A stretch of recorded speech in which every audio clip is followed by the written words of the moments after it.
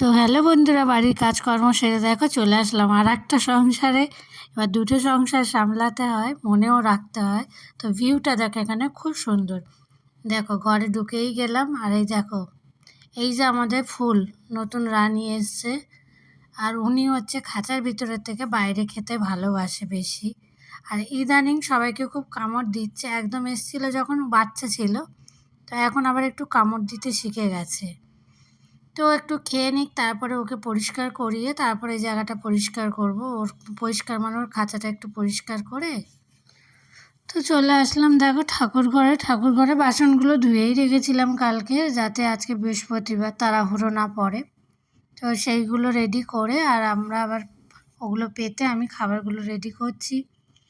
ঠাকুরকে আগে কী দেবো সেই ভাবলাম একটু চিড়েই দিয়ে দিই আর একটু নকুলদানাই দিয়ে দিই। তো সবার প্লেটগুলো আমি সাজিয়ে দিই, দিয়ে গ্লাসে জলগুলো দিয়ে দিই। দিদি ততক্ষণ ঘটের ওগুলো সাজাবে, ঘট পাতবে, তারপরে জব করতে অনেকখানি সময় লাগে, প্রায় 1 ঘন্টা 1.5 ঘন্টার উপর লাগে। কেন অনেকগুলো ঠাকুর তো, আবার শিবকে স্নান করাবে, অনেকটা সময় লাগে।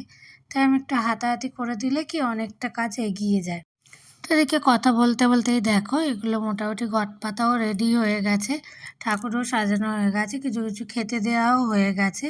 তো আমি রান্নাঘরে এবার যাব। তো ঠাকুরঘর দিয়ে চলে আসলাম এবার সোজা রান্নাঘরে। তো এসে দেখো আমটা কেটে রেখে গেছিলাম, আজকের হবে ম্যাঙ্গো শেক। তো আজকে বললো দিদি কিছুই খাবে না, এমনি সকাল টাইমটা কিছুই খায় না। তো ওই ম্যাঙ্গো, দাদা যেহেতু ম্যাঙ্গোটা পাঠিয়েছে আজকে সকালেই, তো বাজারের সঙ্গে সঙ্গে তো এটা কাটলাম। তো কেটে আমি ভেবেছিলাম দুটোই কেটে ফেলছিলাম, কিন্তু না, একটাতেই অনেক কটা হয়েছে, বড় বড় আম ছিল। তো আমি ভাবছি আবার দুধ দিয়ে যেই শেকটা বানাবো তখন না এই জিনিসটা আমটা খুব ভারীই হয়। তো সেই জন্য বললাম না থাক, একটাই থাক, আর কিছুটা রুদ্রর জন্য রেখে দেবো আর কিছুটা মাই খাক। তো মা ছেলের জন্য বানাচ্ছে আর আমি তো রুটি খাবো, রয়েছে তরকারি, রুটি তরকারি। তো যাই হোক, আমার দেখো বলতে বলতে শেকটা বানানো হয়ে গেল আর গ্লাসে আমি ঢেলেই দিলাম।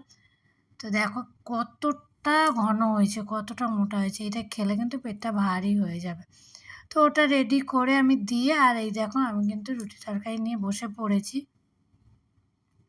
তো আমি খেয়ে, আর আমের আটিটা তো আর দেওয়া যাবে না, কিন্তু আটির দিকটা টক ছিল, জানি না আমটা কেমন ছিল, আমি তো আর চিনিও দিইনি ওতে, শুধু দিদি চিনি খাবেও না। তো আমি বললাম রুটি তরকারিটা খেয়ে নিই, ঘুগনি করেছিলাম তো ঘুগনি ছিল, গরম করলাম।